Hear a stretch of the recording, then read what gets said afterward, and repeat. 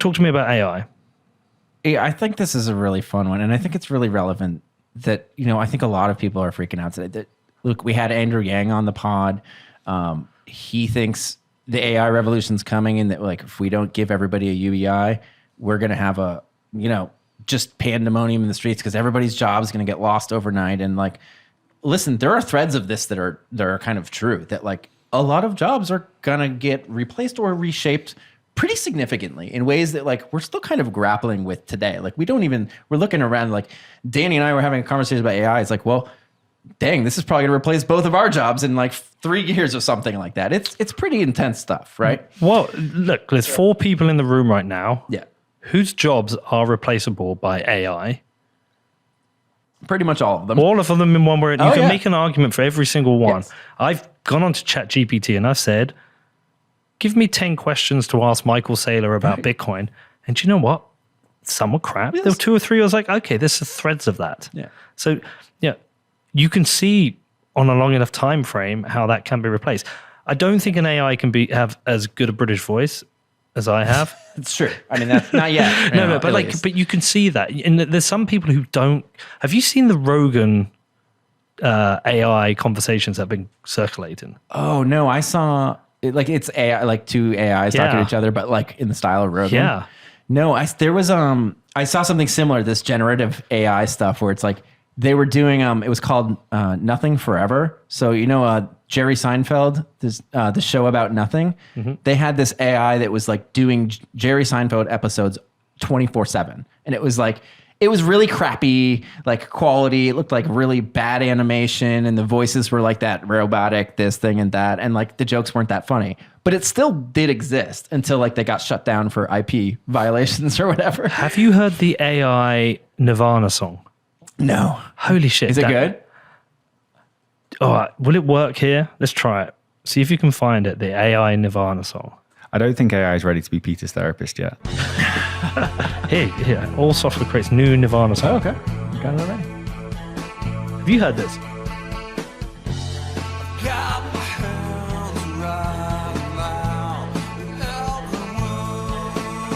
He's like not saying words.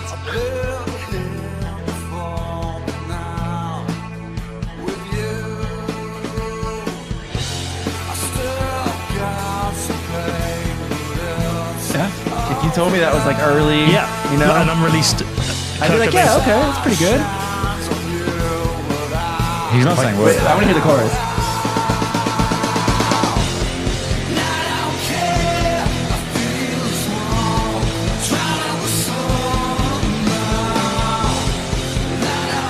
We all just started nodding on that chorus. Wasn't there more? Was there an Amy Winehouse one? Let me have a look.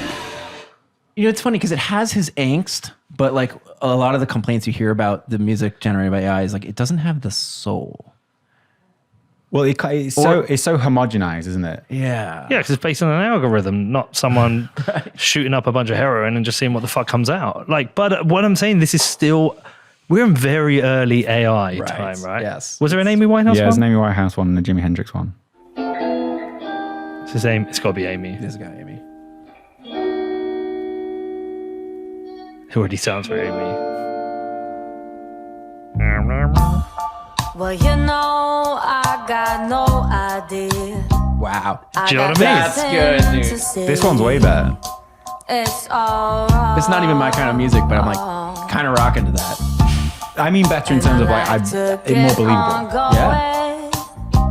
Trouble is showing. If you had told me that was her, I would have totally believed it. See, the point is that, unless you buy into me and want to see me, if you're just listening to audio, I am replaceable. Actually, you could probably AI the video. What I'm saying is, in the future, you might have podcast hosts, which are AI. Oh, yeah. Okay. You definitely will. Yeah. And it'll be stuff that you want to listen to. And, there'll be a time where we could finish a show, Jeremy can pack up the audio and video, and we can go to AI, just go and edit that. Yeah. Agreed. Every job will be replaceable, especially if you have the robots to move stuff around. I think there's coordination stuff that you still need the humans for. Coordinate the gas. But I think the general point is we are moving into a world where you will need less specialists and some entire jobs will be replaced. And so that's a reality. So is that scary? Or Well, it just is what it is. Does it make us a better, more productive society?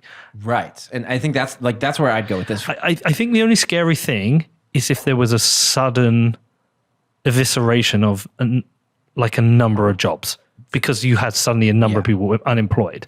We know, if you have a sudden crash in an economy, it gets desperate. The Great Depression was a desperate time. Like people couldn't eat. Right. And so there is a reality of what that means, but I don't see that happen. I think this is going to be a gradual transition. Right.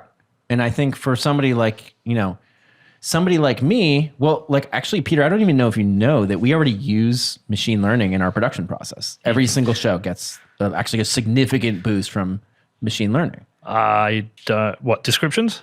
Nope. No, before the ChatGPT, we've already been using this. So, like, have you ever synced the audio to a video manually on your editing video? You need the clap. You need the clap, and like sometimes like this camera gets off or there's multiple cameras, so like the clap doesn't even help you, so you have to do it by, I've done it by eye a bunch of times. We've been using, actually Jez wanted to buy, Jeremy, our camera guy, wanted to buy something that would help us with time code and be syncing everything automatically. Danny and I said, oh, we've just been using AI to sync it for quite a while. So with all of our audio, it just feeds in, it listens to the audio from both the cameras and the thing, and it already syncs it. So we were already using it there. And I think for somebody like you, like relating it back to like what you're doing, I think AI will make somebody like you way more powerful. You'll be able to produce way more podcasts. You can do it with, without us, or maybe like it will help us in all of the stuff that we do. And like and not only that, you mentioned like less skilled. And I think that's a really interesting point. It's like the machines allow folks to not have to invest all the skill in like, setting up a camera or like editing, learning how to edit all this stuff. It allows somebody with like a lower barrier to entry to create awesome content. And I think that's great. I'd love everybody in the world to get a chance to create a podcast. Like how many Peter McCormicks do we not have in the world because they need all these tools, right? So that is an interesting way to look at it, at least. Well, look, my brother sent me something the other day. He was talking about the first time like Steam, a Steam engine was created. I can't remember. He said it was used. Did he say it was used in like mining for extraction? Absolutely. It was only after that somebody realized, hold on, we can attach a wheel to this.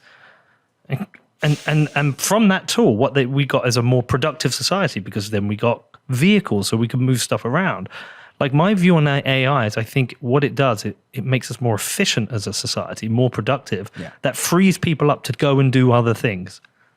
Well, so like the way that he phrases it, and I think this is actually really great, that he's like, essentially today, like first of all he says the thing that like everybody's saying today, well, the conditions are different. We simply cannot afford to develop any more labor-saving machinery.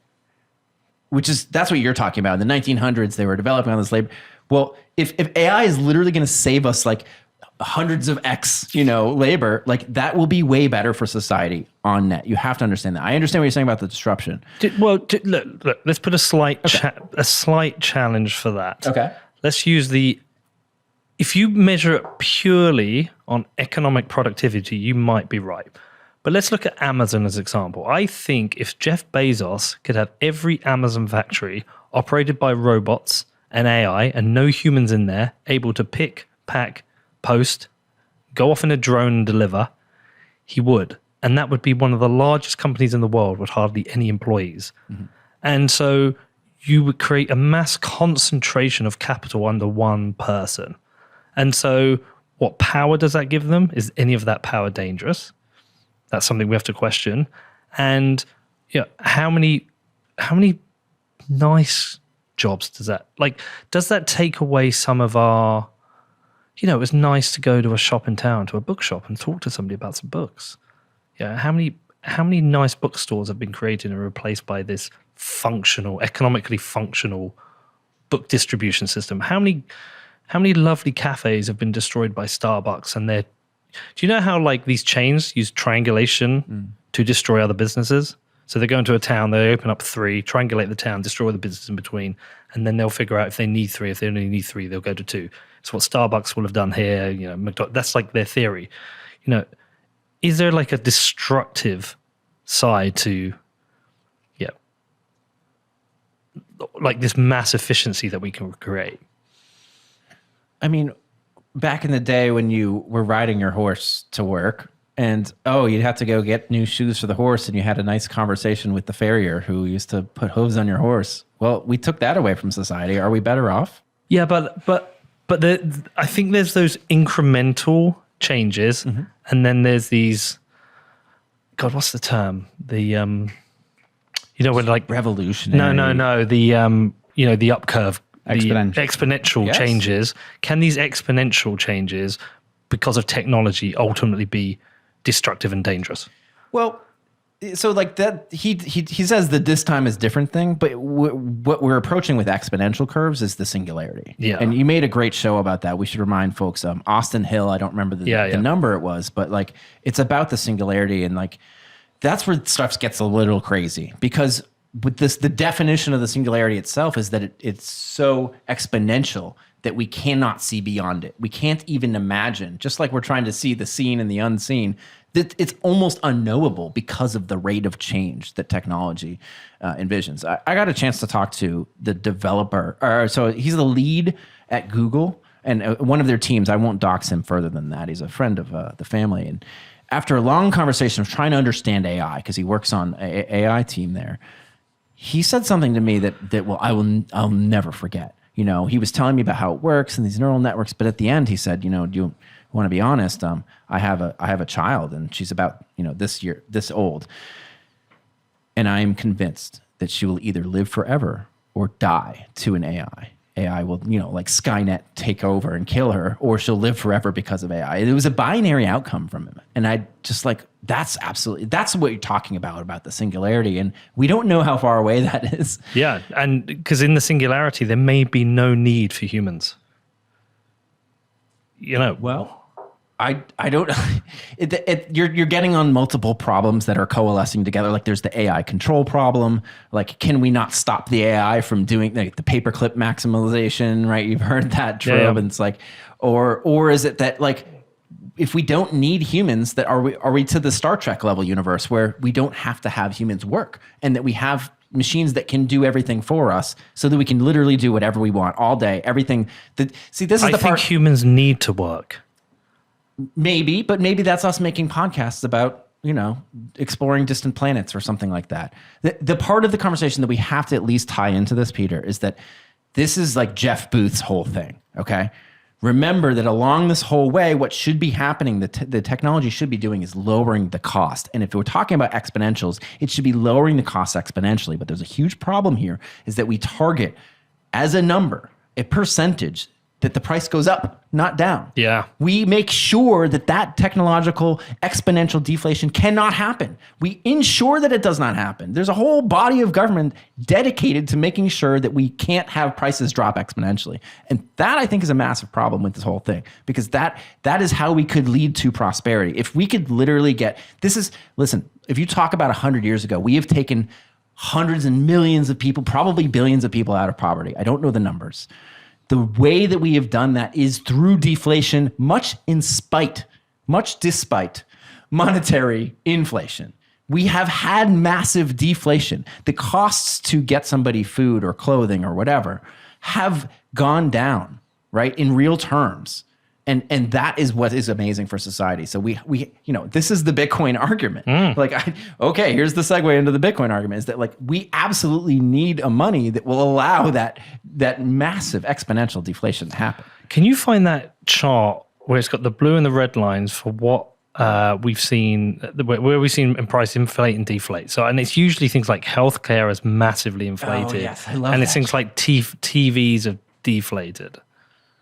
Yeah, around the time that I was coming up with Heavily Armed Clown, the What the Fuck Happened in 1971 site, that was one of my other favorite charts to share. And it doesn't really go with the site, but yeah, I know exactly what you're talking about. Yeah, it's. I think it was Lynn Alden where I last spoke about it. I know the chart you mean, and can't find it. Yeah. Well, listen, if we could dig it out, we'll shove it up in the show notes. Yeah. Listen, look, I'm not anti-AI. I'm already seeing the benefits of it. God, should I confess this? Shall I confess this? All right, I'm gonna confess this, and then Go for it. You guys will decide if you edit it out. Jason Meyer asked me to write the intro for his book. Oh. Yeah, the a progressive case for Bitcoin, Yeah. right? And I'm okay at writing sometimes when I get going, but like I need the inspiration. And so what I did is I wrote down a list of the things. I will come back to that. I wrote down a list of things I wanted to write about in this intro. It was like 12 things. And then I went into ChatGPT and I said, can you write me a foreword for a book, which is 1,200 words long, which makes a case for, a progressive case for Bitcoin, including these key points, which I listed. And so I'll try and dig out the original. It's nothing like what I ended up writing, but it gave me a structure to build. And I was like, that's how I start it. That's how I end it. And so I ended up taking that and then writing my own version. But just having that structure was super helpful. Well, Peter, I have a confession to make. I don't do any fucking work, Pete. I sit at home, I smoke weed all day, and the robots do the work. No, I was going to say that I actually used AI to help me. So it because the book was written so long ago, it knew about the book. It helped me put all the notes together. And actually a lot of the points that I've gone over here were organized by AI also. So they helped me do all this. And I had a really busy week. So this actually was a huge help for me. But that's the thing. It's like we're saying these, we're calling them confessions. Like it's something we should feel bad about. Yeah. No, it's just it's a tool. Yeah, it is a tool that's made the work we do better, the podcast better. It's made us more efficient. And it hasn't no one's lost their job. I don't see a scenario where any of us goes. I would see a scenario where their roles change or we can do more things. We can do more, exclusive content for our patrons. Please sign up to Patreon. Please sign up to Patreon. But that's exactly what I was talking about. Is like all the Peter McCormicks that could have existed had they had this tool early on, that they now with an iPhone can make almost the exact same production quality we have. That would be crazy, right? Like maybe not, maybe I'm hyperbolic a little bit here, but you understand the point that like, what if somebody with an iPhone could make the same level of show that we make for zero cost, right? That's the idea. And how much better content would we all have to work and to think about and to learn about, Yeah, so I guess one of the things that AI can do is level the playing field, which the internet did, by the way. Yes. Right, so look, pre-internet, could you start a media company? How the fuck would you start a media company pre-internet? Actually, I did once because I started a fanzine, right? When I was 15, I started, do you know about this? No, you've talked about it, I started a music fanzine. It's called The Plug. I only did 4 issues, but I'd go out and interview bands and review CDs and print it and give it out. That was me doing a media company. My problem was distribution. Yep. The only way I could distribute it was at concerts, and I had to get people to pay like 50p for it. But like that was it. So I used to do a few hundred per issue. When the internet first came about, I started work on, because I stopped it when I was like 17, when I went to university, when I did my A-levels. I went to university, I discovered the internet, and I learned to code HTML. I was like, I can recreate this as a website, and I've got global distribution immediately. How great is that? And now anyone can create a media company. Our numbers are probably better than a lot of like mainstream TV channels that in this podcast. We make this as a 6-person company. Okay. What's AI doing? AI is making us even better. So like you say, it's opening more opportunity for more people to be competitive and actually kind of changing the incentive structure. Yeah. I totally agree. And I listen, I'm super bullish on humanity. I'm bullish on technology. I've always been a technologist. And it's like, it's funny because the same way I'm trying to find myself defending anarcho-capitalism to my friends, I feel like I'm trying to defend AI. And I'm like, well, listen, like this technology just exists, right? There's nothing, it's kind of a cat out of, it's kind of like Bitcoin. It's a cat out of the bag kind of situation where you can't put it back in.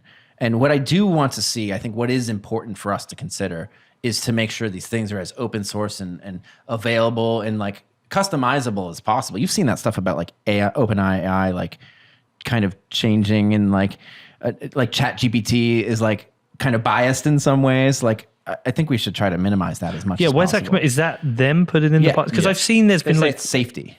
Yeah, and I've seen responses like I think I saw something today about not allowing sexual relationship conversations with the robots or something. I saw one on Twitter. I've not done this, so I'm not 100% sure it was true, but I saw on Twitter someone asked it to write something about Trump and write the same thing about Biden. I think it was about why they were a good president, and it refused to write about Trump, but it did write about Biden. Yeah, and they had some justification. It was something along the lines of, oh, well, Trump instilled violence once, so we don't want to promote violence, so we're not going to promote Trump because he promoted violence. And that was their reasoning. But that's putting human decisions in the way of it. Yes. And this is what I'm saying is like we need to find ways to right now, like the technology just to even run this software is actually like it's outside the level of a consumer. You know those like image generation AIs? Yeah. I run one of those on my computer. That's easy. But the language model is so big and hefty that like it's like 50 grand or something to run one of these. So it's outside, it's like a whole Tesla. It's outside the range of most people. But there are ways to kind of more democratize it. You know, it's scarier because it'll say things that are, you know, unsafe or whatever, as they would deem it, like that, oh, Trump was a great president. Maybe that some people deem that as unsafe, or you can think of lots of other unsavory things you could get it to say. Ultimately, we need to democratize that because I think having it centrally controlled is the scary part to me.